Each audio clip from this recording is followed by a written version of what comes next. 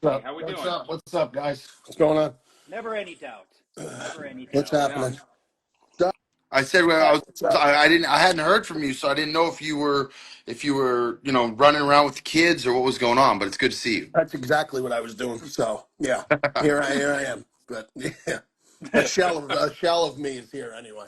Is it just the You look Christmas good. season? Is that what's I going feel on good. I here? feel good. Just Yeah, yeah, starting to yeah, yeah. kick your ass? No, no, but I mean, like, it's like even on the weekends, it's like there's, weekdays, weekends, it's like there's something every day now with the kids. So it's like, but it's good. It's good. It's good to see everybody. EA here is, that's monumental, obviously. Love to see EA in Monumental. the lives. Love being here. It's good to be here. All right, boys. Well, let's get this thing kicked off. It seems like Mikey's had a rough morning already, but I don't know where else to start than with the Ohio State Michigan game, and I pretty much just kind of want to give you the floor here to talk about what you saw there and what went wrong with Ohio State. Um, what went wrong is what's gone wrong for the last 4 years. Ryan Day playing to the strength of his opponent and trying to out tough a team that was built on toughness and interior run game. When you have 3 first-round NFL wide receivers on your team and you refuse to go shotgun 4, 5 wide receiver sets the whole game like they did in 2006, which is the best comparison I could give to this game, because this game to me was kind of built the same way. 2006, obviously the Michigan team was the number 2 ranked team in the country. They were undefeated. So in terms of like team composition and success, it wasn't the same scenario. But I'm talking about the way the team was successful. That Michigan team was a running football team with Mike Hart, Jake Long on the offensive line, formidable front seven. That's where they were built the best, was up front at the D tackle position, linebacker position, inside, inside, inside. What did Ohio State do that game in '06? Troy Smith was going 5 wide receiver set. Jim Tressel, who was a conservative coach, everyone Tressel ball, punting the ball and playing defense. They spread them out and went 5 wide the whole game. Ryan Day refuses to make adjustments like that. He was running halfback dives at the strength of that Michigan defense. Mason Graham, the interior defensive tackles, and it's like he's trying to prove this point that he could out Michigan. But if you watch that game, like at the end of the first half, when they had to go 2-minute drill, hurry up offense, and they spread them out before halftime, they went right down the field and scored a touchdown with Jeremiah Smith. Why they went back to the run the second half and they were insisting on running the ball, I don't know. But it cost them, obviously. It cost them dearly. They won't be playing in the Big Ten championship game this year. Obviously, they're locked into the playoffs. Could they make a run in the playoffs? I say yes, because they don't have to play Michigan. Whatever it is, about Michigan, Michigan's got Ryan Day's number, and as long as Ryan Day's there, I'll say that Michigan will beat them every year until I'm proven different. I don't care what the record is, and I said it weeks before the game. You guys were all saying it's not going to be a game. This Yeah, Michigan team is I is was It's is, true. shocked. is It's hand up it's right there. Yeah. the rivalry and the pattern of the rivalry, like John Cooper era for Ohio State. John Cooper's teams at Ohio State, that '95 team was one of the greatest teams in college football history. Eddie George, Orlando Pace. It doesn't matter. The rivalry, and that's it.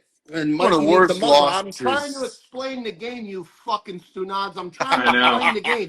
You guys, then go somewhere else. I don't know what to tell you. Go somewhere else. I'm trying to tell you. I'm not bitching about it. I'm saying Ryan Day is owned by this team. He's owned by this team. I'm not bitching. I'm telling you exactly how it is.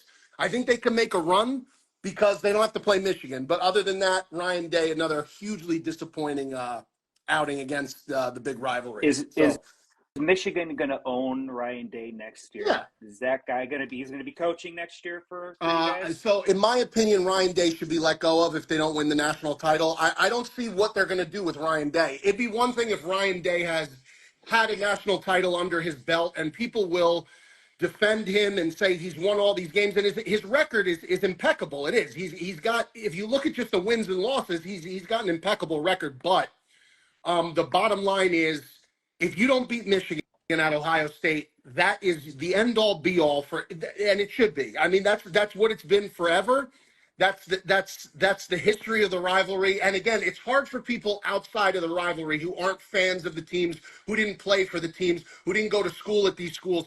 It's hard for them to wrap their head around, well, what are you talking about? It's just one game. How could that possibly be? I'm telling you that the reputation of these men on both sides live and die with this football game. And the same thing with Harbaugh. Yeah.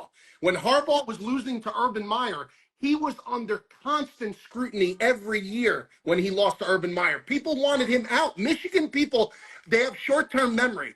They wanted Jim Harbaugh out of Michigan the 5th time he lost to Urban Meyer in a row. They wanted him gone. They wanted him gone. And then Urban Meyer steps down. Ryan Day enters. He gets the win, and then the rest is history. I mean, so, Ryan Day to me should be gone if they don't win the Natty. I think he'll be there next year no matter what, though, EA, to answer your question. I don't think there's a chance that he gets fired unless, let's say, in the first round of the playoff, they host a game against a far inferior team, and let's say they get the doors blown off of them at home. Maybe. What if Mike Vrabel expressed interest in becoming the head coach? Yeah, I mean, listen, I would love Mike Vrabel. Mike Vrabel's a guy who obviously would understand the rivalry much more than Ryan Day would, in my opinion. Obviously being a Buckeye, having played for Ohio State, Vrabel has a much better grasp of what the rivalry means. But I still, gun to my head, I think Ryan Day will be the head coach of Ohio State next year. If you put a gun to my head, I'm taking Ohio State.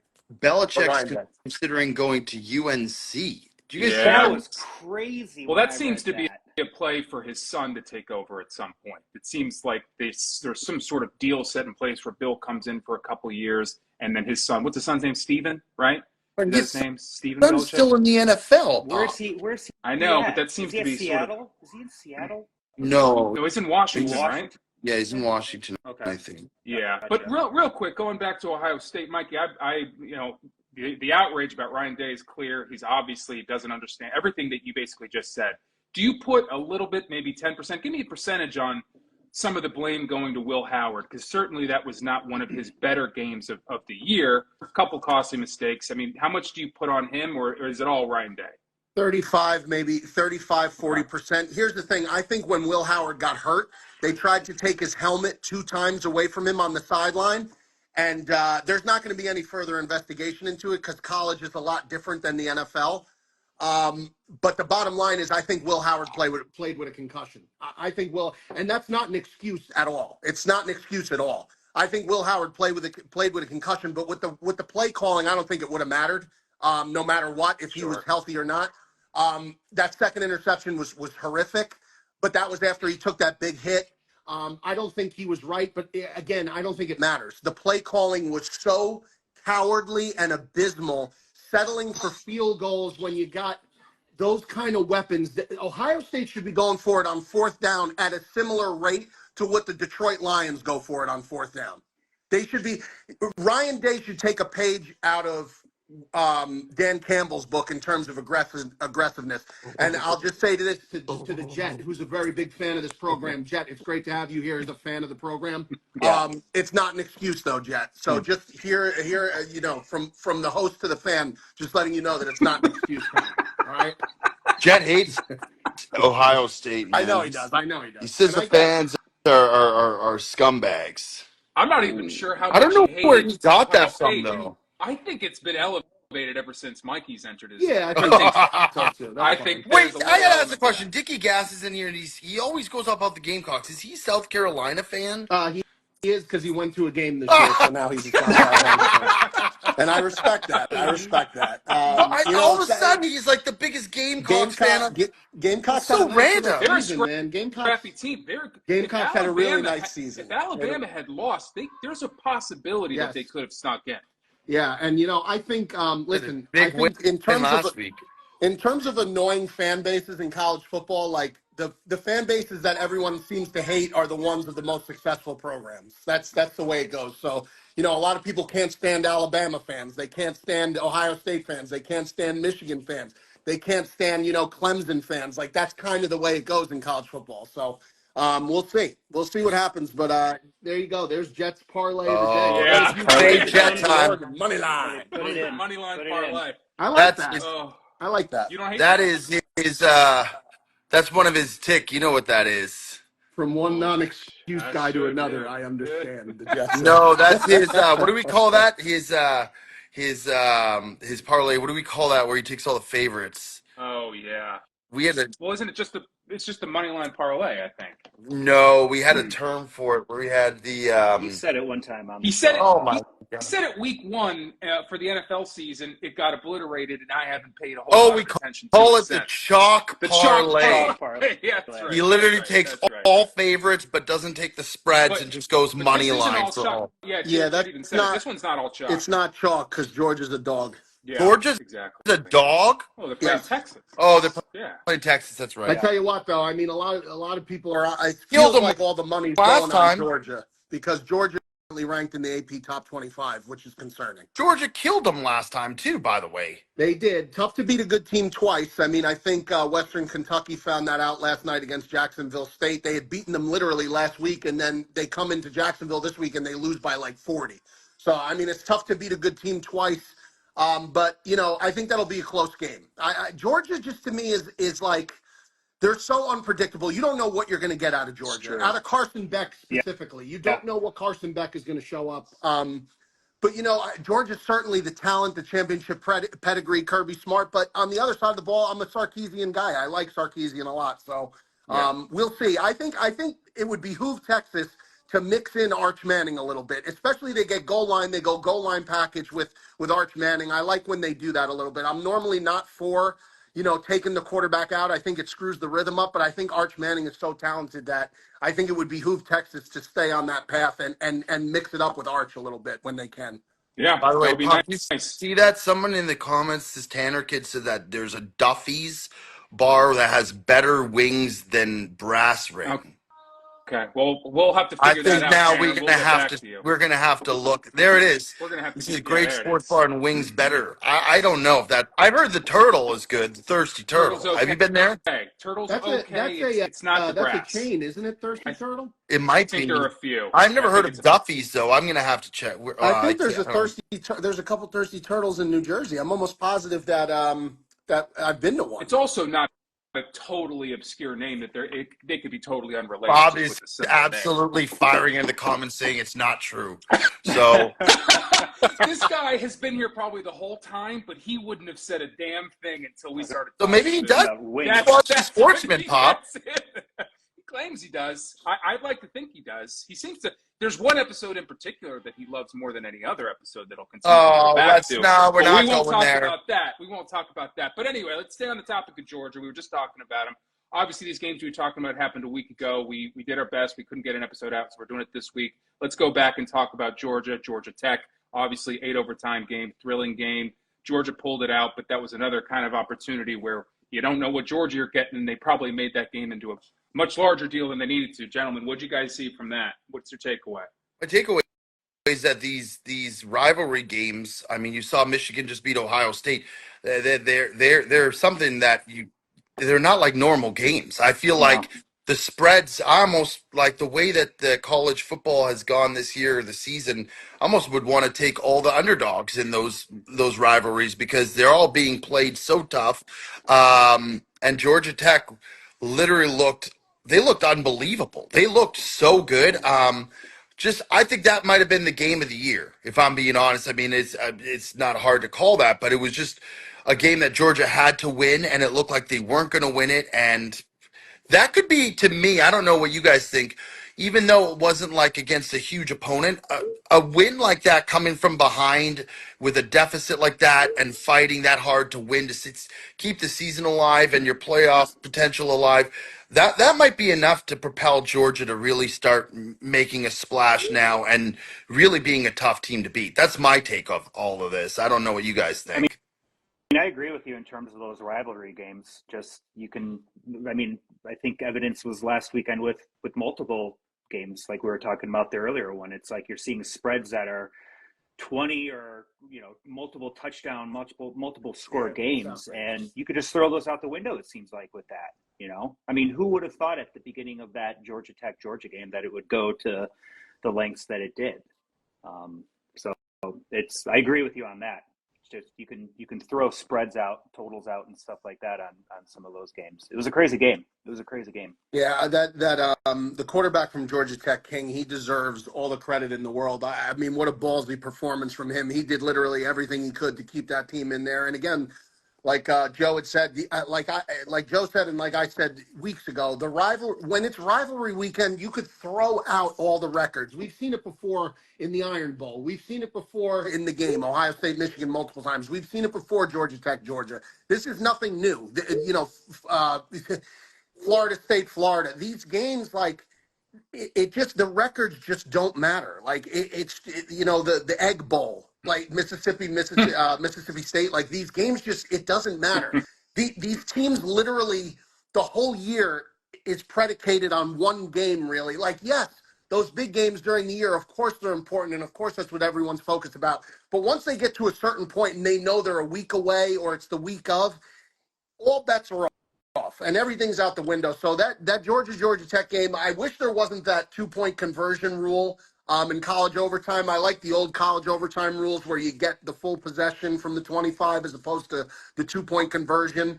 But I think the 2-point conversion thing, honestly, would have been a benefit to Georgia Tech, because I would think if you're running full possessions against Georgia as a massive dog, that puts you at a disadvantage. So I think it's kind of easier to get lucky with just with a 1-play scenario as opposed to having to stop Georgia for a drive or having to drive on Georgia. But you got to tip the cap. I mean, incredible back and forth game, awesome game, the game of the week.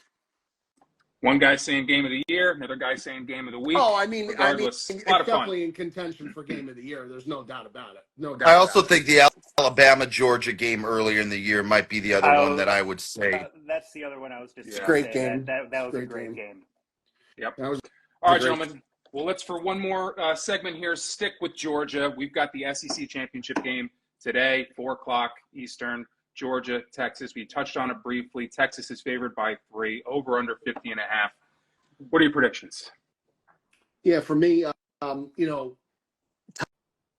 to beat it. I said it before. It's tough to beat a good team twice. I think Texas will be much more competitive in this game, which isn't saying much considering how they. We were in Vegas, Joe, when Georgia blew out Texas. We saw it firsthand, and it was ugly. I don't expect that tonight. I expect this to be a much closer game. Again, Georgia to me is like, they're just so unpredictable. I don't know what you're going to get out of Georgia today. Now, again, I had talked about championship pedigree. Georgia certainly has that. Kirby Smart knows how to play in these games. They've been there every year for the past however many years. Texas, this is kind of new territory for them, being in the SEC, going to Georgia. The game is in Atlanta, right? So even though they split the tickets 50-50, that's Bulldog territory still. It's going to be very interesting. I think that Texas is going to come out fast. I think Texas will lead early in that game, and Georgia will once again have to play a little catch-up. Will they? I don't know, but I think this is a field goal game for me either way. That's what the spread is, a little under that, and I think that's what it'll be. One team by a field goal, whichever way it goes. Dick, what'd you say? What was the total? 50.5? 50.5, yeah. I like the over, and I think Texas is going to win. Whenever I've watched any of Georgia this year, I just don't have any faith in Carson Beck. I just don't. I don't. I mean, I'm not trying to convince you that I've watched a ton of Georgia football this year, but when I have, it seems like that guy is just, can't be relied on. I don't know what it is. I don't remember it might have been last year, just hearing about how he was a first-round pick in the draft, and everything that I see with him, I don't see it. I don't have any faith in him. I think Texas is going to pull it off. I think they're going to win. I think it's going to be a close one. I think it's going to be a shootout. I like the over, but I like Texas. Here's a big piece of news that I just saw that just came across Twitter, is that Texas's star left tackle is going to be a game-time decision. And if people don't Okay. understand how big of a deal that's going to be, there's going to Yeah. be a redshirt freshman. His backup is a redshirt freshman going against the Georgia defense if he can't go. That's So a big deal. if Texas's starting left tackle can't go today, that's going to be a big problem for Quinn Ewers. That's Yeah. going to be a big problem for Quinn Ewers. So hopefully he does play so we could see teams at full strength. And but that's a big deal. That is a I big hate to deal. agree with Jet, but I actually think Georgia's going to win this game. I think that they're a better coach team. And I actually think Carson Beck is going to play well today. But that being said, I can see it going either way. I would take Georgia, though, on this game. I think that, again, like I said, I think Georgia has been more successful in big time games than Texas has. And I don't know. Quinn Ewers, I think he's the real deal, but at the same time, I trust Kirby Smart a lot, and I think that like when you have a coach that good and you're prepping for a big game like this, I think you automatically have the advantage. So they beat the brakes off them last time. I think it'll be a lot closer, but I think Georgia's going to pull this off. I would take Georgia money line. I hate to agree with Jet and Dickie Gas, but here we are. Well, it's arguably the two So best there's no shame. coaches. There's no shame in agreeing with people once in a while. Though. Instead of having to be a contrarian, there's no shame Nothing in wrong agreeing. with Well, that. Jet Nothing wrong is with not a guy that you want to be on the same side of normally Oh when it well, I mean comes that's a little to a crazy. wager, if you know what I'm saying. But Yeah. Well, you won't be wagering it. It's just your opinion. I mean, well, or maybe you will. here's the reality of it all: is Jet's not going to put a wager on the game before the game starts, anyways. He's just going to wait to see who goes ahead first, Sure. and then he's going to live bet whoever the dog is that based on the original spread. That's the method of madness that this guy Oh, runs he's gonna. every single time. The amount of prayers that the big man upstairs is going to get that Texas goes up 7 on that first drive is unimaginable. But quickly, I like Georgia in this game too. I like him to cover. I also like that over Mr. Anderson. Let's move on here to the Big Ten championship. We've got Penn State. We've got Oregon. Oregon is favored by 3.5 points. Again, over under 50.5. They're playing in Indy. They're playing at Lucas Oil Stadium. What do you guys like? You know, James Franklin in the big game is very much Ryan Day-esque against Michigan. He has a Very tough true. time figuring it out against top 5 teams. Really tough time. That concerns me dearly with Penn State because I've seen them with teams more talented than the team they have this year. This year's team is talented. Drew Aller and Singleton. You know, on the defensive side of the ball, they got tremendous pass rush. But again, I think they've had more talented teams in the past and they haven't pulled off wins like this. The Oregon team they're facing to me is a very curious team. Dylan Gabriel, this Dan Lanning, he's growing more confident by the week. But Oregon, they could have been had by Idaho, Boise State, Ohio State, Wisconsin. They've played very, very, very, very, very close games this year. I think Penn State will hang around in this game. I do think Penn State will hang around, but ultimately, I don't think Penn State's defense is as good as years past. And for that reason, I do think that Oregon will come out on top. But I do think Penn State will not get embarrassed. I don't think Penn State gets embarrassed tonight. I think they make it a tough game, but I like Oregon to win the game outright. I think Penn State is going to get embarrassed. I think Oregon's going to blow them out. I think it's going to be a 10 point plus differential. I just have no faith in Penn State. For what you just said, Mikey, they seem like they don't show up in big games, Sure. highly ranked opponents. Everything I've seen with Oregon this year just tells me that they're going to blow them out. I just have no faith in a Franklin coach team either, to be honest with you. So give me Oregon all the way. It's one of them. If you ask Bob, I've got 15 of them. But yeah, it is one of them. I grew up going to all the games. So, Jake, do you think they win tonight? I don't. I thought the most promising game that they had this year was against Ohio State, and the offense couldn't really get much going after the first quarter. I think they scored 3 points in the following 3 quarters. I think that's, and that's supposed to be offense didn't score a touchdown. Yeah, exactly.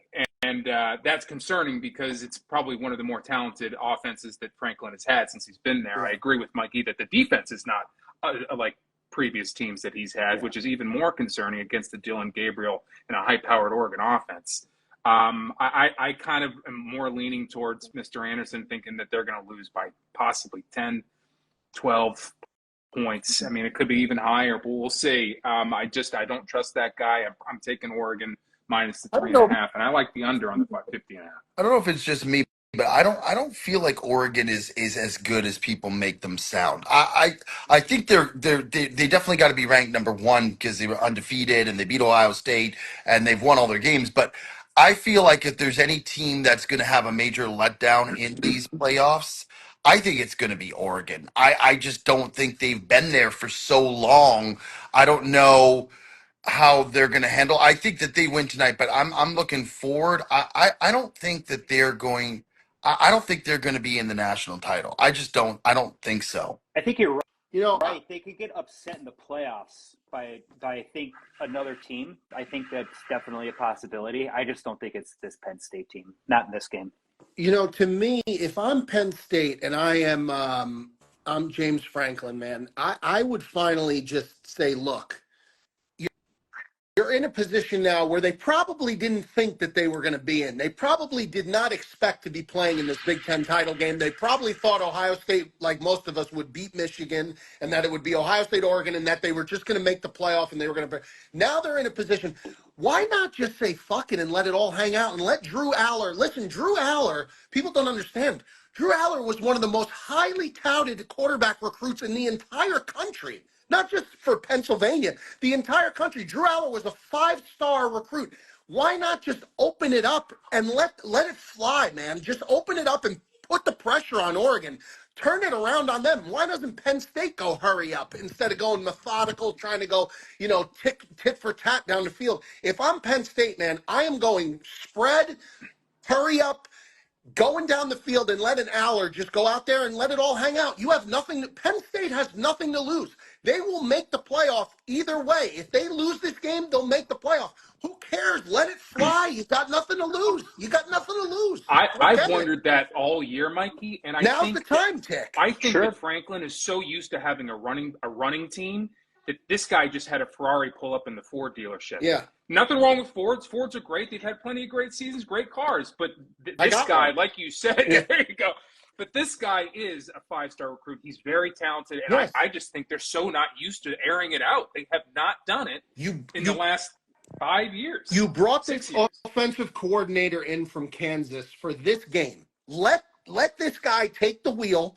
James Franklin just back the fuck off and manage the game.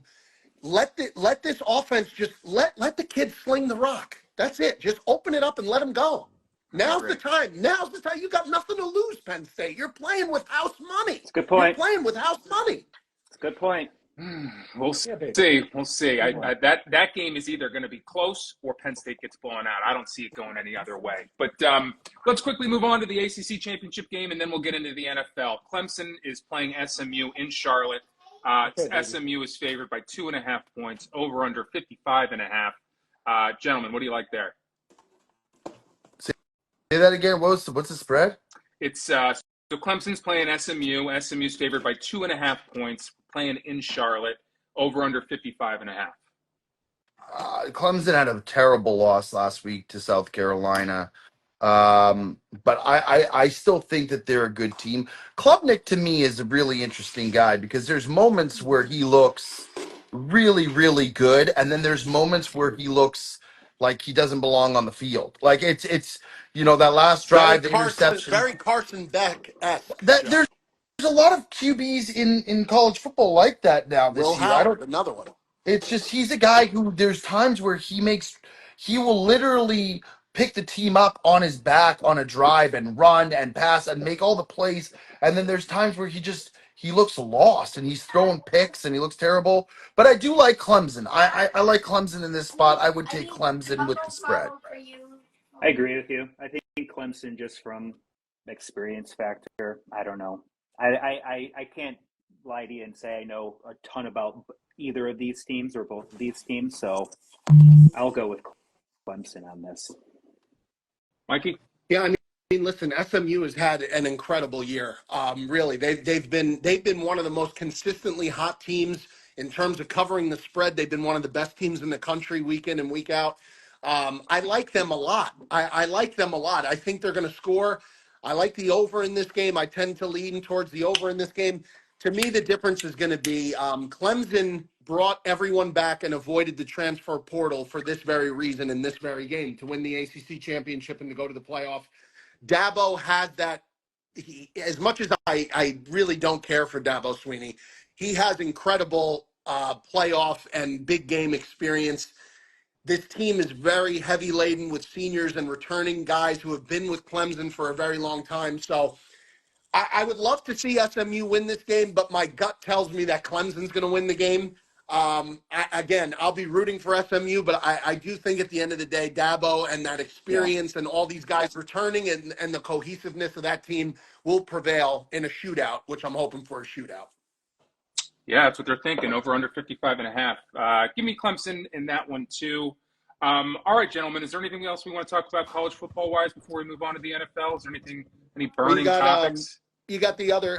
You got the Big Big 12 championship game, Arizona State and Iowa State. Yep. Real quick on that, Arizona State very slight, like almost a pick'em favorite in that game.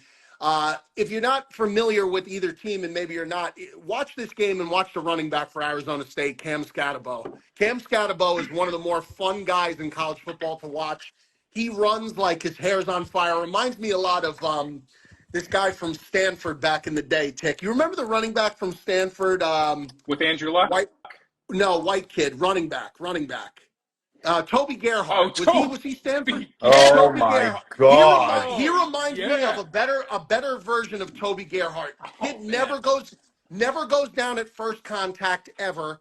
Iowa State's got a really good quarterback. But Iowa State's have trouble stopping the run. If they can't stop the run, Arizona State, one of the hottest teams in college football, turn that game on for a little while just to watch the running back from Arizona State. Worth your time. Yep, absolutely. Anything else there, guys? I being on the East Coast, I'll be honest, I don't watch Arizona State very much, or Arizona. The game starts so freaking late that they're one of the teams that I don't really watch. But um, they've been doing well lately. I had some money on them a few weeks ago, Hot team. and Mikey's right. That running back, he's their best player. He was gone for a few weeks with an injury, and then he came back. Yep. And I had him, I think, 2 weeks ago, and he was. I don't know who they're playing. There was dog, and they blew the doors. Kansas State. They blew the doors off of them. It wasn't even close. And then they beat BYU. But BYU, I think, to me, is a team that they should have a couple losses under their belt. Yeah. But yeah, I do agree with Mikey. I think that kid's awesome. But again, I can't comment. I don't watch them enough to know. I mean, the game started 10 o'clock at night. I just like Same here. It's crazy, man. That's the East Coast time. It's a problem. See, to me, those games are like, for me, the 10 o'clock game is great because the kids are like fully asleep. So it's like 10 o'clock, like I'm so locked in for the West. That's why when they disbanded the Pac-12, basically they disbanded it. It like killed me because I'm like, well, where are all my 10 o'clock starts now? I love those 10 o'clock kickoffs, but that'll be a fun game though. I think it'll be a good game. That's what the 10 o'clock hour on Saturdays is, when you're most likely to see the headset being broken out. Yeah. That's a good headset time for Mikey. Good time, yeah. It is. All right, let's move over to the NFL. Since we guys last spoke, it's crazy. We haven't even touched on the Thanksgiving games, but since we last spoke, the Lions played both your guys' teams, including Mr. A. They played the Bears and they played the Packers. So let me hear from Mikey and Mr. A about what happened at the Bears game, certainly at the end of that game, and then we'll shift over to the Packers game that happened just this previous Thursday night. Go ahead, EA. I mean, listen. The Bears, man. What a pathetic. Yeah, I mean, it's bad. I don't know what to say. I have mixed emotions because it's like, from the game aside, like the game was an absolute shit show. Obviously, we all know that. But going into the Eberflus firing, it had to happen. I'm surprised that it happened just with the Bears' history. It had to happen. I don't know if I'm more like, I don't want to give them credit for firing him because it's like, that's what you're supposed to do. You're after a performance like that, after what you've seen the last however many weeks it was, how many disasters there were, you're supposed to fire a coach like that. So the Bears should not get credit for firing the coach for the first time in 100 plus years in season. Like, they did what they had to do. I'm glad he's gone. Thomas Brown taking over. I'm kind of on the fence on that too, because there's discussion out there who's saying it's a good thing he was the best candidate in-house to take over the team just based on what he's been doing with the offense the last few weeks. But there's other side of the argument that says, well, now you're taking away from him focusing 100% on the offense, on Caleb Williams' development. And people are saying he should have just been focusing straight on that to get through the season. I really don't care either way, to be honest with you. I think that he's going to get some serious consideration. I know we were talking about that in our group chat. Like, he'll get some serious consideration for to be the head coach long term. But the Bears should be interviewing anybody and everybody for this head coaching position at the end of the year. There's certainly Ben Johnson is going to be one of the front runners. If your list doesn't have Ben Johnson on the top of it, not only for just the Bears, but for any team for that matter, if he's not at the top of your list, then I don't know what you're doing. I mean, he's definitely on the top of my list. I would love to have him, but there's other coaches or other candidates, other names out there that I would not mind the Bears hiring if ultimately Ben Johnson decides that he doesn't. I think you guys should be, if you want Ben Johnson, you should be rooting hard for the Lions to win the Super Bowl, man. If they win the Super Bowl, then he's gone for sure. He's going to take a head coaching. I think it's more incentive for him to be okay leaving, not wanting to be like, oh, I got unfinished business to do and I want to stay here and try to win the Super Bowl next year or something like that. They win the Super Bowl, that just drives the price up on him too. Yeah. But I think it makes it more likely that he's not going to try to run it back like he did this year. He turned down the Washington job because he wanted to win a Super Bowl with the Lions. So I think if he does cross that off his list, if he wins Super Bowl with Detroit, I think he's definitely going into head coaching. He's gonna have something to say about that Detroit Super Bowl run. Tick birds. Well, you know what? Tick comes out winning if it's Eagles, Lions, regardless, because those are his. I mean, Eagles are his main team, but I think if the Eagles were to lose to anyone, I think he would want it to be the Lions and to see the Lions. Sure. Well, because we can't count on Justin Tucker playing for our team every single week. Yeah. I mean, that's just not going to happen. That was insane, dude. Yeah. They have to make some very, very tough decisions over there. This is not a small sample size at this point. This guy has been a liability for them all year, and it's going to cost them. It's going to cost them. He's been one of the best kickers for the last decade. I understand that, but you know what? You're only as good as your last envelope. You know what I mean? That's you know. But Mikey, I think they'll stick with him. I remember we had Mason Crosby for years and years, and there was one year he was always good. There was one year he could not make a kick for like weeks. And I think it was McCarthy back then who was still the head coach, and he stuck with them. And I was like, yo, they got to get rid of him. He just can't make a kick. He's just terrible.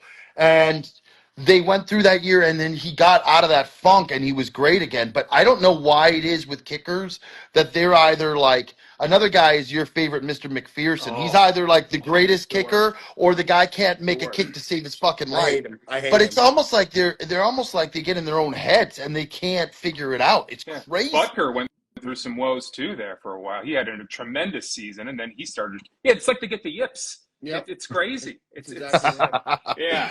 But anyway, Mikey, give me your thoughts on either that game or Eberflus or both. Yeah, I mean, in terms of the game, the Bears did a good job in the first half limiting the Lions to field goals, but I think Detroit kind of self-destructed in the red zone a little bit, uncharacteristic for them. The Bears, I thought it was on the verge of a blowout, but Caleb Williams, second half looked. I mean, he made a couple throws again. He makes.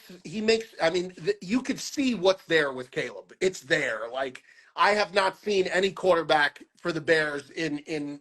I mean, ever. Jay Cutler included. I mean, this kid could be the best quarterback in the history of the franchise. He has that potential, but it's all going to rely on who's going to be mentoring him and the staff. Are they going to get it right this time? I would just by historical knowledge say no, they won't, because that's who they are.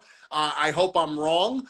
I like Thomas Brown. I think that Thomas Brown should get a legitimate shake at the job. Obviously, you got 5 games left. if they could manage to go 4-1, but it's going to be tough because you got to play Vikings, Packers, and Lions again. You got to play all of them again. But if he could manage to go 4-1 in that stretch, I mean, he deserves a legitimate look. I think what he says all the right things. He sounds right. It looks like the players respond to him. He's from the McVay coaching tree. Sean McVay speaks extremely highly of this guy, holds him in very high regard, and I don't think that's because he's trying to help his buddy get a job. I think he means it. And then in terms of the team moving forward, I mean, best case, I mean, Eberflus is, I mean, one of the worst coaches in NFL history. The guy was a total clown. I mean, his records in close games alone, I mean, he was the worst of the worst. Mikey was He- questionable on him right out of the gate when they first brought him in. just a horrible hire. And, you know, when these teams, you know, you play this game and Ben Johnson. Listen, I think Ben Johnson is a very, very talented offensive coordinator. I cannot tell you sitting here that I could guarantee you he's going to be. Nobody could tell you right now that he's going to be a great head coach. Nobody could guarantee that. No, of course not. How many times have we seen teams take these top tier coordinators and they flop as head coaches? Vic Fangio, Matt Nagy. I mean, there's a lot of. What about what's his name that the Jets hired? He was a total disaster. Adam Gase. I mean, some of these guys are just, when they get the head position, just they totally flop. So you don't know what you're going to get from Ben Johnson. Is it worth the risk? Maybe it is. But the Bears, like EA said, the key is they got to interview everyone and anyone that they think is qualified. If you got to interview Vrabel, Belichick, Ben Johnson, whoever you got to interview, you interview them and you do your due diligence. And then it's a gamble. No matter what, it's a gamble. But you take whoever you think is best suited to keep these guys in check and to put Caleb in the best position possible to develop and win. And that's what they need moving forward. Would you rather roll the dice on a coordinator who's never proved it before, or a head coach who has head coaching experience but has failed at a previous? Yeah, here, like they talk about Bill. They talk about Bill Belichick and like Belichick. I don't know how you could say no to one of the greatest coaches in the history of the league. I just don't know how you, as a Bears fan, me as a Bears fan, could look at that and say, there. I'll tell you why. Okay, that's fine, but I'm just saying if the opportunity was there, maybe he's not. That's fine. I don't think he likes Caleb, so whatever. But I mean, I don't know how you could look at a guy like that and just dismiss them because they're older and think they may be out of touch. He's also such a control freak. He's going to be stepping on Ryan Poles' feet. I mean, not that Ryan Poles hasn't been getting pushed around a little bit himself anyway, but he's going to try to assert himself at the GM position, even if he isn't the GM. I don't know. I wouldn't. He's a defensive mind. You need an offensive guy right now. Yeah. I don't disagree with you, Tick. I don't disagree with you. It's just it's going to be a weird position for them. Yes, again, this is not a slam dunk. I think people think that the answer to this is easier than it is. I don't think there is an easy answer. No. Ben Johnson appears to be the easiest answer. But if Ben Johnson completely flopped, I would not be like, oh my God, I can't believe it didn't work out. Because I've seen too many coordinators just flop. Maybe he's different. Maybe he's built different, this guy. I don't know. So I don't know. Who's on the top of your list then? Who's your number one? I got to see how the season finishes, because I do like Thomas Brown. But right now, to me, Thomas Brown, Mike Vrabel, Ben Johnson, to me, are the three guys that have to be interviewed. And those to me are my top three candidates. What about Kingsbury? Is he anywhere near your list? Yeah, you know, Kingsbury is a weird. I'm concerned about what happened. What happened in Arizona? Like, what happened there? Was it just that he was too young and it was his first time, and like it just like it wasn't meant to be, or was it like something more than that? Is he built to just be like a top coordinator? I don't know about Kingsbury. I would hope they interview him, Tick. I hope they interview him. I want them to bring him in for sure, at least. I think they will bring him in, because if Caleb has any say in it, and they're saying, well, does he have any say in the process whatsoever? I think it would just be a best practice to bring Cliff Kingsbury in, considering the relationship he has with Caleb. Sure. Yeah. People are saying Pete Carroll might be in the. Pete Carroll was let me tell you something right now. I have hated that guy for so long. I don't want. Oh my God, he's the worst. All respect to Outlaw Pete. I loved Outlaw Pete at USC, but I don't want Pete Carroll, dog. I don't. I will say this, that you guys really need to get it right this time because you have a good. Mikey. I'm No, not being facetious. I'm I'm joking. saying I you know. have a good quarterback like Caleb. He's looking better and better every week, and he's making adjustments, and he's getting better, and he's playing better with the offense.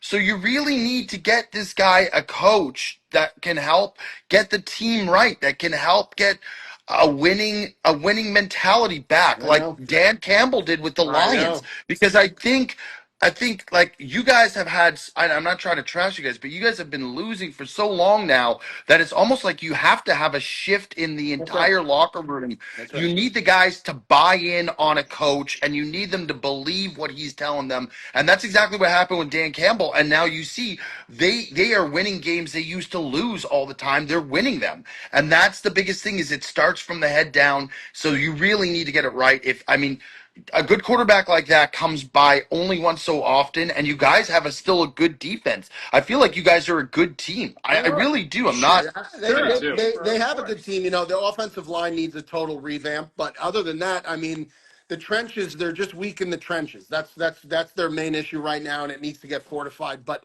when you have a locker room that after a game calls out the head coach in front of the entire locker room, Immediately. Jalen Immediately. Johnson lost his shit in the locker room at the end of that game when Eberflus tried to talk. Or Jalen Like Johnson right apparently away. lost his shit. Yeah. When that happens, I mean, that's the end of times. That's the end of days in terms of disaster scenario. You have no choice but to get rid of that guy. You're forced to get rid of that guy. The Bears just they repeat the same mistakes. That's the issue with this team. Organizationally, they repeat the same mistakes over and over again. They hire a coach, they draft a quarterback, they fire the coach the next season, then they roll with the quarterback for 2 years. They draft a new quarterback with the old coach, they fire that coach again, bring a new coach in. It's the same thing over and over and over again. True. It You is. gotta the cycle has to stop. Like this hire, Caleb Williams has had 3 offensive coordinators already now. This is his 3rd offensive coordinator. He had Waldron, then he had Thomas Brown. Now he's got another one because Thomas Brown's the interim head coach. This is his 3rd offensive coordinator in his first year.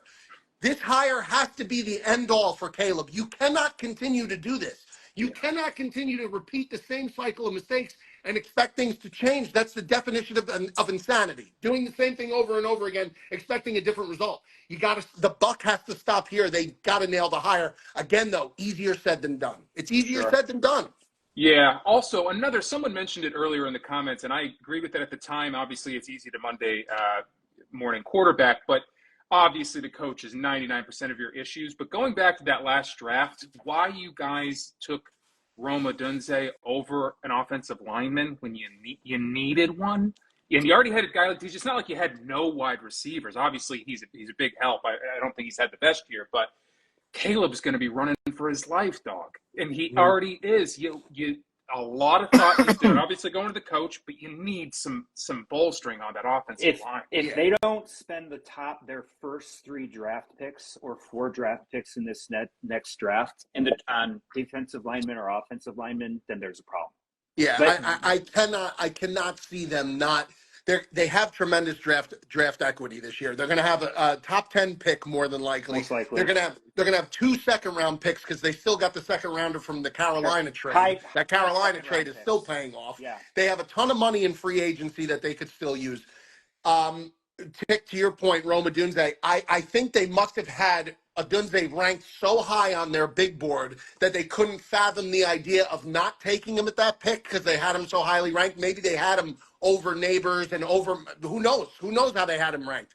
But I think that the offensive line will get addressed. I think this is the year to do it. The good news is Caleb's only got to survive 5 more games. So let's just get him through the last 5 games without a major catastrophe injury, which knock on wood hopefully will not happen. And let's get him through the 5 games, get out of the woods. And then I think, EA, to your point, I don't see how every single one of those high picks, maybe they're going to even flip that top 10 pick to move back and get, if I was polls, I would consider flipping that top 10 pick, move back and even go all in more on the trenches.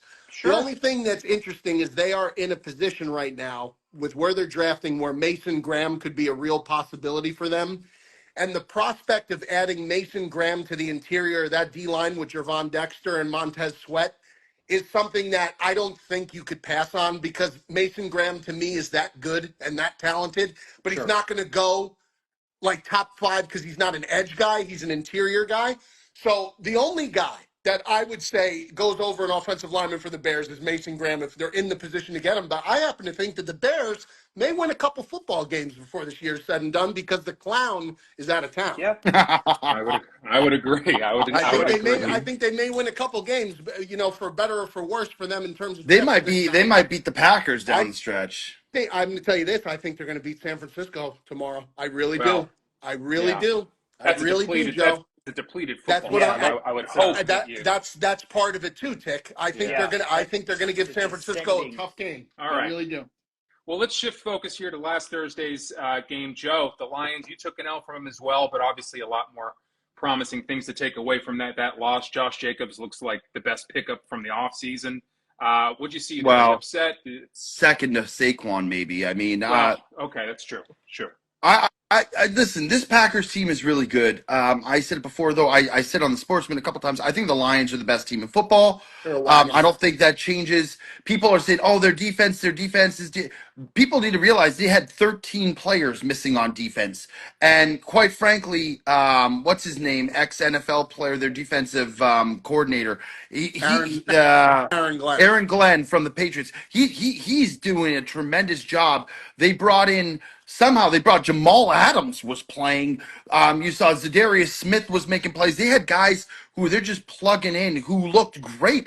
You would never have known that their defense was missing 13 players. They were pressuring. The Packers have a good line, and they were getting pressured. The first quarter, Love couldn't get the ball off. It was insane. It was like the first half. Joe, that right tackle, Zach Tom, was getting number 50. Destroyed. Oh my God. Even our center was getting killed. It was like, and this is a depleted defense. So people say, oh, the defense of the Lions. Listen, they are going to be just fine. Their offense is so good. When they are on short goal, like goal to go or fourth down, like time, you don't know if they're going to put Gibbs in. You don't know if they're going to put, the bruiser with Montgomery in and just bruise it through. So they have, and then on top of that, Dan Campbell's such a fucking enigma. The fact that he went for it on 4th and inches pissed me off to a degree, because I think if we would have gotten the ball back with Jordan Love, we would have had a chance to go down. That was one of the ballsiest plays. But I'm proud of this Packers team. This is a tough team to play in a tough environment. I think people are like, oh, this is the time they had to beat them, but they're going to beat them. I think the Packers are going to be just fine. I would like to see their defense make some bigger plays. That being said, the offense didn't do anything in the first half. The defense kept us alive. We got to get rolling on all fronts at the same time. If the defense and the offense are rolling together, this team is going to be very tough to beat. Josh Jacobs needs to be an integral part of our offense. As you saw this week, they have got to find ways to get him going because he's so good. But we're missing players on our end too. Dubs was not there. Your secondary is banged up. Jair Alexander, I know you're not a big fan of him, Mikey, but he is our best. He's got to play. He's our it's a best team corner. Him with Stokes, and then you add McKinney. I think they got some good talent. Key Walker's our best defensive player, I think, in my mind, and McDuffie is everywhere. But I just think the Packers, they ran into a better team. The Lions, they are playing as good as they are right now. But they showed me that in the playoffs, with the way the playoff structure is in the NFL, a one and done, I do think the Packers could beat this team and move on. And that's what I think we need to focus on. I think because this team is playing well, we're going to be a playoff team, but it's just crazy to me. Like, we're 9-4 and we're 3rd place in our division. It's fucking insane. Yeah. That is division is lethal. It's brutal. Joe, to me, the biggest takeaway from what Joe said, and I agree, is the first half of that game. The first half, the Packers it took them so long to adjust to whatever the Lions were doing on the D-line with the stunts and the shifts and everything that the Lions were doing, disguising blitz packages. The offensive line needed like a full half to figure it out. They made adjustments. I got to give LaFleur credit. He made adjustments. I thought Green Bay, going into that, I liked the Packers' money line. I thought the Packers were going to win that game. Win. And Also, the you know, reffing, Mikey, I yeah, have to say, refing and was tough. I don't want to make it complaining about the reffing, but there No, were they blatant missed missed some calls. calls. They missed some calls for Even sure. But again, in like that last catch by Amon Rob, that should have been offensive pass interference. He pushed the corner out of the way, and they got the 17-yard pickup at the end of the game, which put them in an easy position to get that first down. But yeah, I think it was a great game. I think these two teams are match great. And Mikey, your point, if the Packers came out like they did in the second half, in the yes, first half, and had put some yes, points up, they'd win. I They think would have it won could the have been a game. totally different I game. I think if Christian Watson doesn't fumble that ball at the Oh, 50-yard line on that big play, I think it's a different game because you would expect they at least get a field goal out of that drive because they're across the 50. It didn't happen that way. They made the adjustment second half, and they played the game in the second half the way I expected them to play it the whole game. Josh Jacobs has been tremendous for them. Offensive line has got to tighten it up just a little bit. And once you get Jacobs rolling, if you can give Love time, he is lethal from the pocket when he has Yeah, it time to is. go through his progression. He's lethal. Look He's good. absolutely lethal. Yeah. Get the play action going with Josh Jacobs, and the Packers are going to be a very tough out in the playoffs. They proved it last year. They were and I think the defense has better players this year. I think the defense may be a little bit better this year. Jordan Love has another year of experience this year. They have a tremendous running back to replace Aaron Jones. No loss there. No dip off from Aaron Jones's production to Josh Jacobs, certainly. They have all the pieces still there. The issue with Green Bay, I think, is going to be that because the division's so tough, they're not going to have home field advantage for anything. And home field advantage for Green Bay, to me, they didn't have it last year either. But to me, like going into Lambeau in January is such a big deal. Yeah. So, for them to have to play in the road and not have to get Goff outside is tough. That's tough because he's such a good indoor quarterback. Oh, the outdoors is his kryptonite. Right, right. That's why the Bears are going to beat the Lions in a wow. couple weeks. It's very possible. Ah, It's very possible. Bears might run the table, Mike. Yeah, listen, they run the table. Thomas Brown has to be the coach if they run the table, in my opinion. All right, guys, let's move on to one more game from last week, and then we'll move on to this coming week. I want to talk about the Steelers and the Bengals. The Bengals, there's no team in football who knows how to score 35-plus points and still find ways to lose football games as consistently as they do. But we know they're a mess. I want to focus more on the Steelers. Russell Wilson looks like he's getting better every week. Guy threw for like a career high or something, like 400 and some odd yards, 3 touchdowns. He's looking better. Obviously, that Bengals defense is not very good. But are the Steelers someone to really consider to be a threat in the playoffs, or is this all smoke? I mean, Steelers are superb. They're probably the best special teams unit in football. The Steelers, probably the best special teams in football. With the kicker, the way they block kicks, they're the most sound special teams unit in football. They have a very good defense, a top-tier, top-5 NFL defense. Defense travels in the playoffs. Najee Harris looks better to me this year than he's looked in years past, even though he's still running straight up. We've talked about that. Russell has big game experience. You say what you will about him. George Pickens has to stay mentally connected to the game, which is a big ask for them.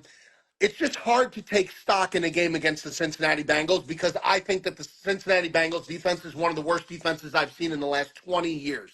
I think they're that iconically bad. They're horrific. They're horrific, Ticket. They're bad. They can't tackle.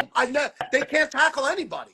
And it's a shame because Burrow is doing great. The offense they just move the ball at will, but that defense just loses them games every single week. But on the Steelers front, I think the Steelers could beat anybody. I think any given Sunday, the Steelers could probably beat any team in the league because of their defense and because of their special teams. But can the offense be consistent? Can they be consistent offensively? I don't think ultimately they can. I don't see Pittsburgh getting to the AFC title game. I see them maybe winning a wild card game. I cannot see this Pittsburgh Steelers team making it to the AFC title game. I can't. Not over the likes of Buffalo and Kansas City. I can't see Let me that. tell you something, I Rick. agree. Russell Wilson ain't throwing for 417 yards for the rest of the season. I'm telling you that right now. That's smoke and mirrors, man. This Bengals defense not- is as bad as I've You're seen. not Bad sussing as, for is as Rusty, bad dude? as it gets. No, dude.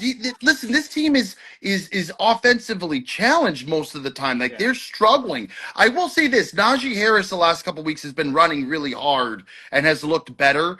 And Pickens, if the guy could figure out not to get in his own freaking way, is still a problem. But Russell Wilson is not throwing 400 yards. I mean, that's just not going to happen. This team is built to win from the defense up and from the special teams up. Like Mikey said, Boswell to me is the best kicker in football right now. He's having an unbelievable year, bro. Guy He's can't so miss a good. fucking. He can't miss a fucking field He's goal. so good this And year. the It's Steelers incredible. normally are not good enough to score touchdowns, but they're good enough to get him in range. So if you're facing him in fantasy, he's a fucking problem. Him The and, guy- and the Lions kickers, unbelievable. This kid Bates for the Lions is unbelievable Yeah. too. The kickers this year have been great, aside from Tucker and McPherson and Timmy McPherson stinks. Farron and Young Hoku. And by the way, you know who screwed us a few weeks back ago, Mikey? Is that Moody guy. The guy went off and was unbelievable. Yeah. And then what the day Guy that tried we to had the make a Niners tackle. get He tried to make an open field tackle like he's Brian Urlacher. Loser.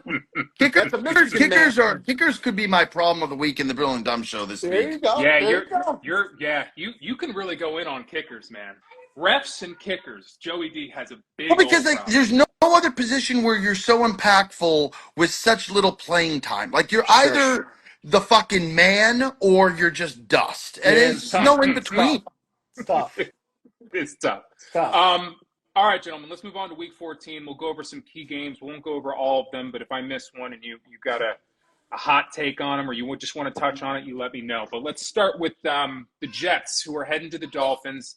Miami is favored by 6 points, over under 44.5. Who do you guys like? We're done with Jets. I'm not talking Jets anymore. You're not talking I Jets at all. somehow got weaseled in again this last week to take the Jets, which gee baby. Oh! Yay. The Jets are an absolute fucking fire sale. They're trash. They're done. The season is done. I'm done with the Jets. Take the Dolphins with whatever the spread is. Dolphins. Yeah, Move no Sauce Gardner for the Jets. No Brees Hall for the Jets. The Jets are packing it in. The Jets are mailing it in. It's done. It's over. Miami, again, I've been saying this for weeks, man. If Miami had figured out how to beat that Cardinal team, which a game they should have won, and they almost beat Buffalo, this is a team that would be, 5-1 in their last six or 6 did they win last week? No, they lost to the Packers. Lost to the Packers. They'd be 5. This team could have been 5-1 in their last 6. Tua has looked really good since he's come back. He's looked really good. I expect that to continue because the Jets defense, all the talk coming out of Florham Park preseason. Oh, we're the next 85 Bears. We're the next 2,000 Ravens. We're the next 14 Seahawks or 13 Seahawks. This defense has been so mediocre at best. Anthony Richardson in your building carved you up to win a game that you were up with like 4 minutes left to go in the game. The Jets defense is cooked. The Jets have mailed it in, and nobody was a bigger backer of the Jets preseason than I was. I thought they were going to be tremendous this year. All out on them. Dolphins big tomorrow. Agree.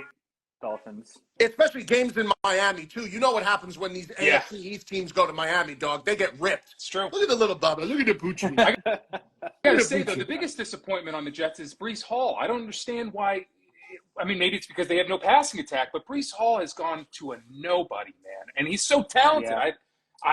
I don't understand why that's not working whatsoever. Braylon Allen season tomorrow, dog. Handcuff job in fantasy. If you got Braylon Allen, it could be an interesting little spot for him, but Sure could. he's going to end up with 20 yards rushing probably. Whatever. All right, let's move on to the next game. Let's go to the Bills, who are heading to LA to play the Rams. Bills are favored by 3.5 points, over under 49.5. Who do you guys like? Fishy line, no? Yeah. Feels like that line should be I almost bigger. feel like you got to take the Rams with this line to cover. I would Fishy take line, Joe. Bills money line. I would take, but that's a really strange line, man. Yeah. I would take the Rams based off that line. What's the over under, Pop? 49.5. I would take Based on I would take either the Rams or I would take the under. Yeah, that's a weird line. Really weird. Mr. A? It might be if it's weird, or it might be weird, but I still would go with the Bills. I'd Yeah, still go with the Bills. I think if you're going to gamble on this game, I think you find two other games that you really like and put a three-team teaser together and get 7 points, and you're still playing plus money play. And you tie the Bills in with two other games that you feel strongly about, and then you get the Bills at plus 3.5, which I think is a really strong play because if the Rams do win, it can't be by more than a field goal. I would be totally shocked if they won by more than a field goal. So tie it in with two other games you like, take it at a 7-point teaser and make it a plus 140 play for yourself or plus 150 and roll the dice that way. But I do like Buffalo to win the game. The line doesn't make any sense to me. To me, the spread should be 6.5 Yeah. or 6, not 3.5, which just is a little cause for pause, as they may say. But Buffalo looks like a wagon. I mean, the Lions, and your Eagles pick. They to me are the three hottest teams in the league right now. Yeah, I think the Bills personally are the best. If I had to pick a team today, I think I'd take them over the Lions. Wow. What Josh Allen's doing this season, he's unbelievable. So who deserves MVP? Him or Saquon? You got to go with Josh Allen today. Let's see what. Yeah, I don't know, man. Saquon breaks changed that record. He's changed that whole team, Tick. Yeah, he has. He has. But so is. I mean, look at what Josh Allen's been without Stephon Diggs. I know. He's changed that entire team. I know. He's been unbelievable.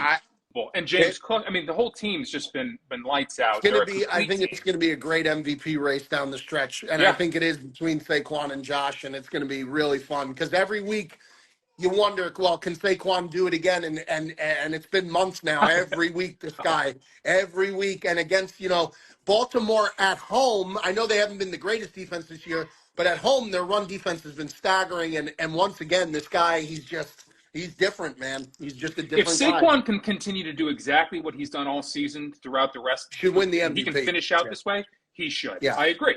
I absolutely. Saquon he's about to break records. I think that it's like he could go for 200 against Carolina on Sunday. 100%. Sure could. And also too, it's like if he was doing that and the team wasn't being successful, that'd be one thing. But the team is rolling right now, so I would say SB is my top pick for MVP. I know normally it's a quarterback friendly kind of thing.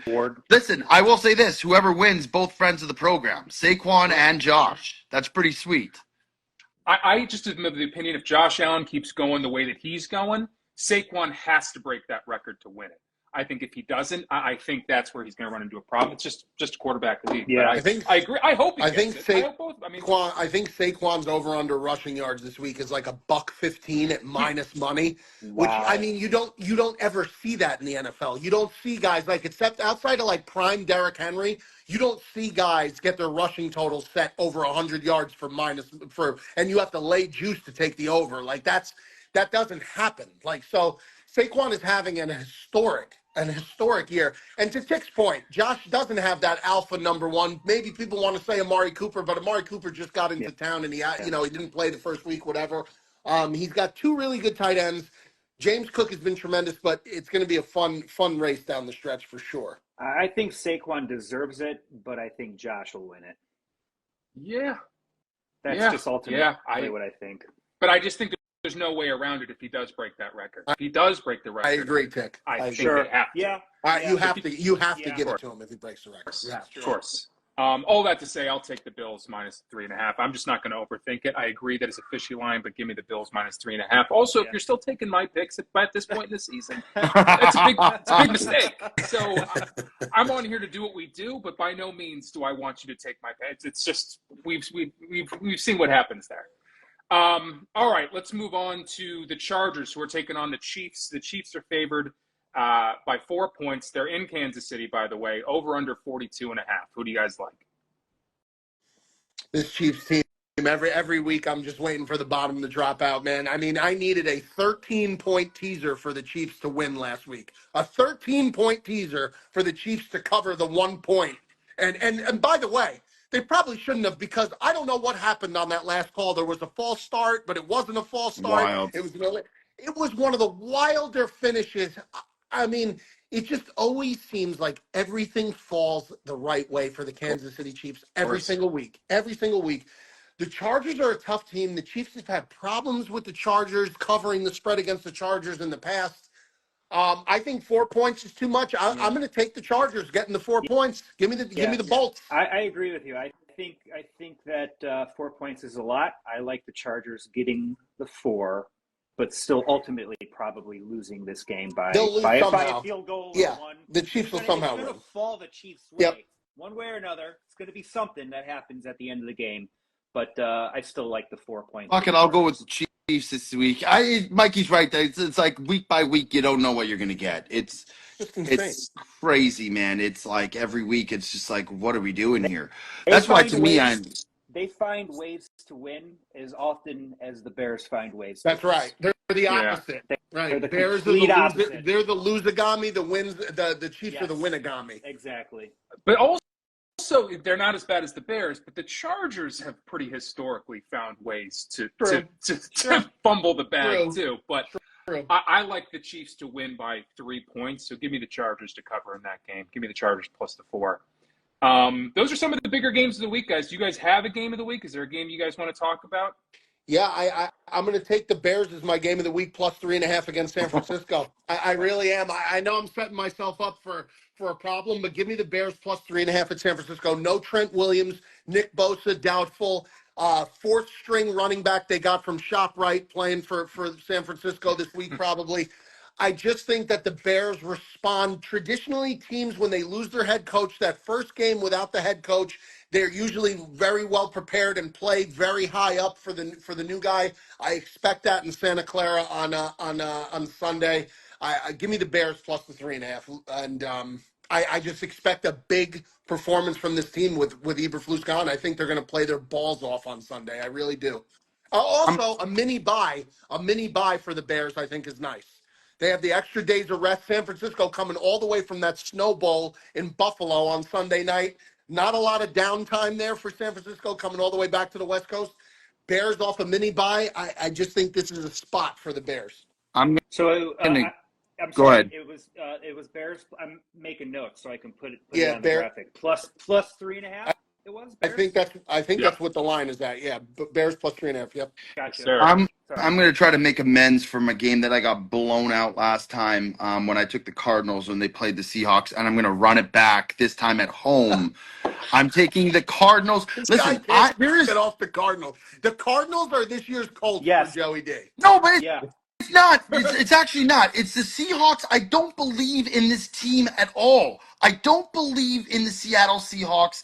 They fucked me before. I'm going back. This time, Arizona's playing at home. I believe that Arizona is a better team than Seattle. I agree, but I believe it. I just for my presence of mind, I have to run it back. If I lose twice, I'm never touching the Seahawks or Cardinals again. I am taking the Cardinals minus 2.5 at home as my game of the week. I think this is a spot where they should win. They should beat this team. They are a better team. Okay. Cardinals minus 2.5 for your game. My first game of the week was the Bears. My second game of the week was the Cardinals for the exact same reason. I'm riding the wheels off this. You want me to pick mine? I might take the Cardinals.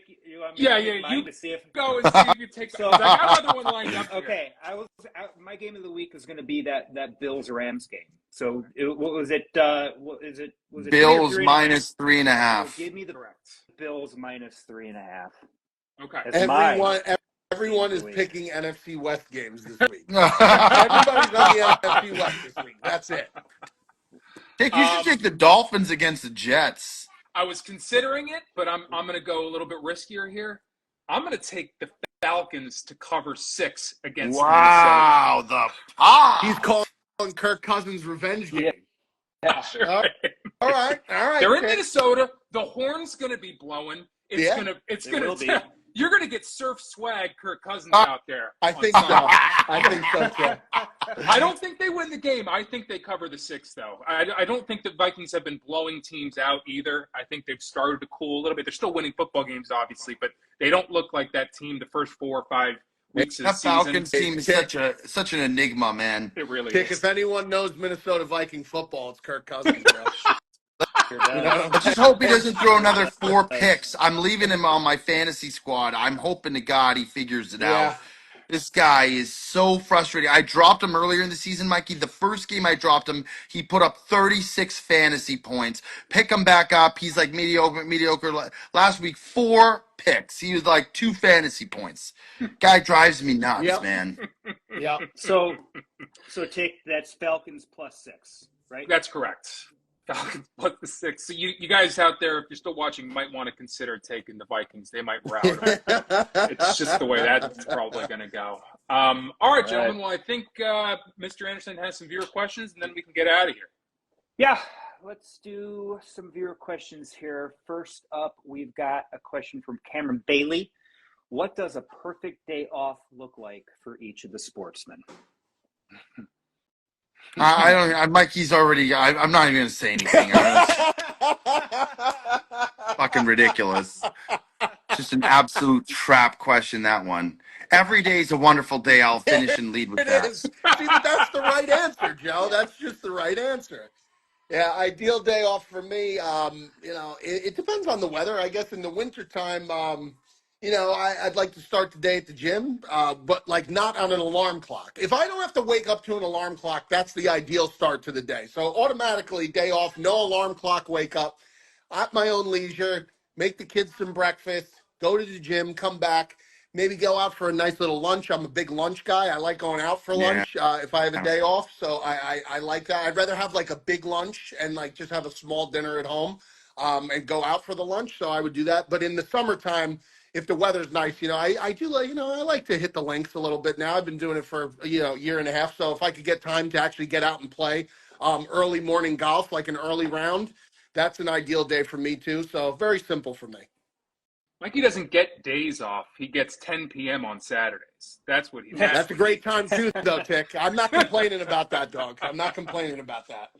Perfect day off for me is just nobody says a word. Editing. I get 0 texts from anybody. Well, yeah.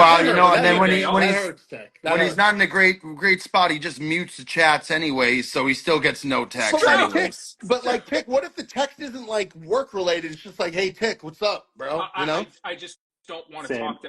That's not a perfect day for me. It's not a perfect day. It's not a perfect day off. That's cool. Yeah, Because my I know the sent him a next text day- like that yesterday. I probably impeded on his day. Could you imagine? Be like, Tick, miss you, pal. Have a great day. Fuck you, man. Ruining my day. Send that to me because I know I'm going to talk to everybody the next day or the next day. We're always talking. So, at this point, it's just nobody at all talks to me. Maybe I'm watching some movies, little Postmates 3 times a day, breakfast, lunch, and dinner. Coffee's perfect. Just the morning coffee's everything. Everything's downhill after your morning coffee. His dream in my life. A house in Wyoming in the middle of nowhere where he has once a week to make a trip to get not groceries, but what he calls supplies. That's right. Essentials, yeah. That's right. Once you live in the middle of nowhere, groceries become supplies. That's what happens. They're rations. Yeah, Mikey, exactly. Yeah. And the Wi-Fi, I strike some deal with Time Warner Cable where I only get Wi-Fi on Saturdays. So that's the only day you hear from me. That's it. We have You to can't watch any sports pop. The Bob the Sports podcast. We have to do everything on Saturdays. That's the only way it works. There you go. Yeah, Mr. Ray, what's a good day off for you? I would say same thing. Not waking up to an alarm clock. Some type of a workout or a run. I'm a runner. I'd prefer. I'd go give me a good 3, 4, 5 mile run. Then some type of round of golf. Is absolutely disgusted by that. Yeah. That was the best reaction ever, bro. Start off with the 4-mile run. Give me a 5K to start off the day. A round of golf midday, followed by some type of just relaxing dinner at home later on. Mr. Anderson's got a really good golf game for the people listening at home that don't know. Stick. Guy's a stick. Now we'll see. I told you guys I'm going in under the knife here in a couple of weeks, so we'll see how the golf game is affected by that. But it shouldn't. As long as the back is intact. Yeah, I know. That's all that matters. That's bad. So that would be my perfect day. So, What did you what do, was by it? the way? Unless it's too personal, did something happen? I don't know. That's the weird thing. Honestly, like, because all my doctors are saying, like, oh, what happened? Did you have an injury? Did something happen? I can't pinpoint something. Quite honestly, what it probably is from playing too much golf. It probably is some type of a golf injury. So, Damn. yeah, it sucks. I had the same thing happen to me once with my elbow. I had like total reconstructive elbow surgery. Tendinitis like 10 or years. Oh man. In the shoulder, it's a torn labrum. I tore my labrum, so we'll see. Anyway, moving right along. No one wants to hear about that stuff. So, next question, Will Williamson, great name. What is everyone's go-to concession stand order? Like at a game? Wherever Or there's a concession a stand. movie? I get you at the Yeah. movie. I have one. Mikey knows what it is. If there's a place, if it's a sports The game or nacho something that has helmet. a deluxe nachos with like the sour cream, the salsa, the nacho cheese, like the whole 9 yards, I will get that 10 times out of 10. I'll take that over popcorn. I'll take that over any. I think that's the best. You'll do that even at the movies if you're going to a movie. The you'll do movies that is too? tough because it's dark and you can't really see. But like, yeah, I've tried at the movies and it's become a disaster. So, but yes, if I can see what I'm eating, the nachos play to me is my favorite thing by far to have. Yeah, I mean, at a ball game, I would say, the burger and the dog to me, it just goes like it's just too fast and it's just too cumbersome sometimes to do that. So really, I think the best bet is like a chicken finger fry platter and two tall boys. Give me two tall boys and a chicken finger There you fry go. What platter, and I'm good. what's the I'm sauce good you're to going go. with the chicken fingers? You Honey know, mustard?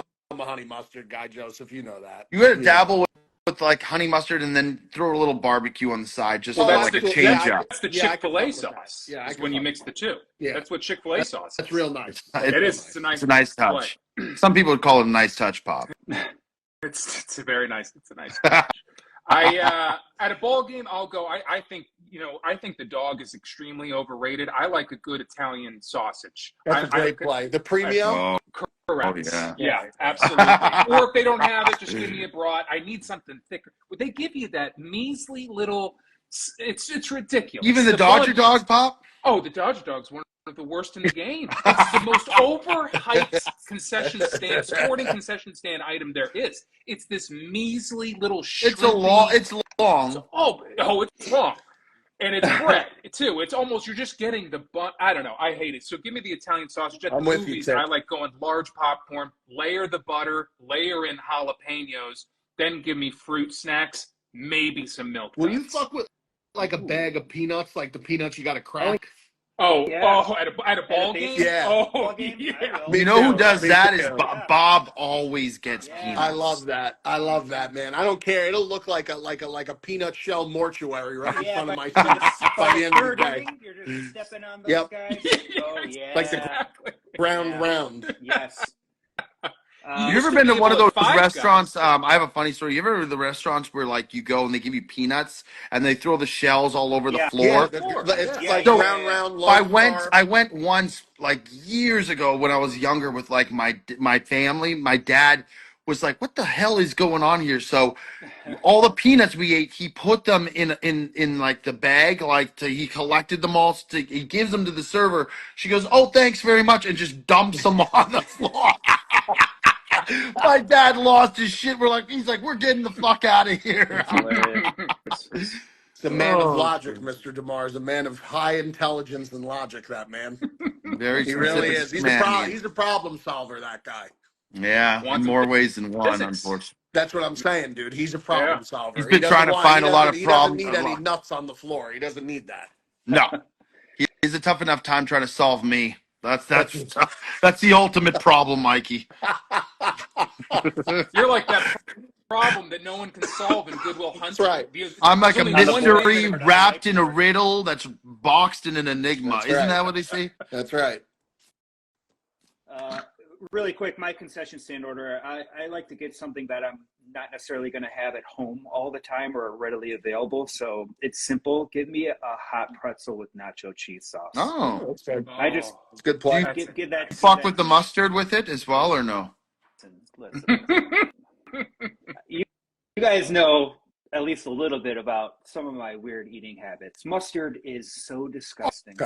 Oh, Mikey's not going to like It's a that. terrible That's take, a- man. No, It's a terrible take. That's a terrible I take. will never put I mustard think, on a listen, single we've had the thing. mustard things like me but I think mustard with certain things goes very well, but not with everything. Is with certain things. I think mustard That is far superior pretzel to happens to ketchup. be one of Ketchup's them. disgusting. Ticket, you're Oh! ticket. You couldn't be more right. Pop! I know, Mikey. You I know. Are couldn't you be more right. kidding me, And then if you Pop? get the Be more right. pretzel, the big pretzel like Mikey or Mr. Anderson's talking about, you need that mustard with the mustard Yes. seeds in it too. Yes. Oh, Yes. yeah. He's talking about the stone ground mustard. Oh my He's God. talking about The shit- yes. The shit you Yes. could Go ahead. exfoliate Yes, your the face with. Stone Yes. ground.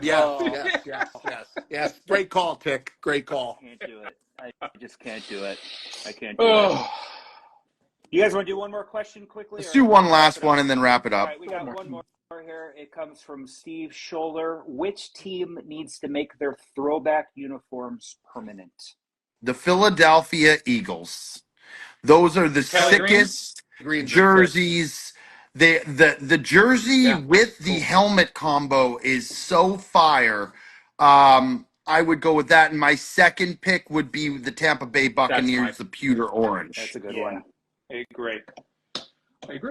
Mikey? You know, I think one of the cleanest looking jerseys ever is the New York Giants throwback where it says Giants on the side of the helmet with the Yes. white especially. That's one of the cleanest jerseys. I don't know why they I don't like the new ones compared to that. That is one for sure. The Jacksonville Jaguars retro ones are pretty sick too. Yeah. Like the OG ones. Yeah. I like those. Yeah, and then I mean, listen, I think that the Patriots with the Patriot guy on Oh the yeah, helmet, yeah. those reds Yeah. that should be their permanent jersey. That's a beautiful jersey. Beautiful jersey. I was going to say the Patriots. I also like the old Bears jerseys that are just navy and orange with no white. Yes. I know which ones you're talking about. Yeah, the like ones that- with the all navy with the orange numbers. Yes, like Yes. no white at all Yep, on the jerseys. yep, I don't nice know if jersey. that's necessarily like throwback or how throw, but like those, whenever the Bears are playing in those uniforms, I always tend to like those. So, but I 100% agree with the Patriots too. I like well, I was going to go with Tampa Bay for sure, but I like in hockey when the Colorado Avalanche, I think because I think they came from Quebec, the Nordiques. Is that right? Is that the right team? When they play with the Nordiques jerseys on, that is clean. That was one of the coolest logos. The Hartford Whalers old OG jerseys were that's a sick. nice jersey. You know, Sick if you too. look at it long enough, you realize that it's an H and a W, but it actually forms a whale tail. Yeah. It's a fin, Right. which Pretty is cool. sick. I never knew that until I saw it, and I was like, yo, that's trippy. But it's one of the better jerseys. For all intents and purposes, also, Ole Miss should only wear the powder blue. Powder blue. Yeah, Always. Forever. The Ole Miss powder blue red combo is the filthiest. It's like the Houston Oilers, like the old Oilers, like the Titans wear it sometimes. Yeah. That Oilers powder blue is better than the Chargers powder blue, and you can fight me on that. But that Oilers Warren Moon era powder blue is the sickest jersey of all time, in my opinion. That's a good one. There's something about when LaDainian Tomlinson put that True, powder very blue true, on, very true. no one very wore true. it like him. No, nobody did. Yeah. Nobody ever will. All right, gentlemen. Well, no episode this week. We apologize. Happens sometimes. Shit happens. But we got on here in the live. Hope you guys enjoyed it. And we will certainly be back next week with an episode for you guys. Until then, we will see everybody next Happy weekend, boys. Happy week. See you guys. Yeah. Bye, y'all.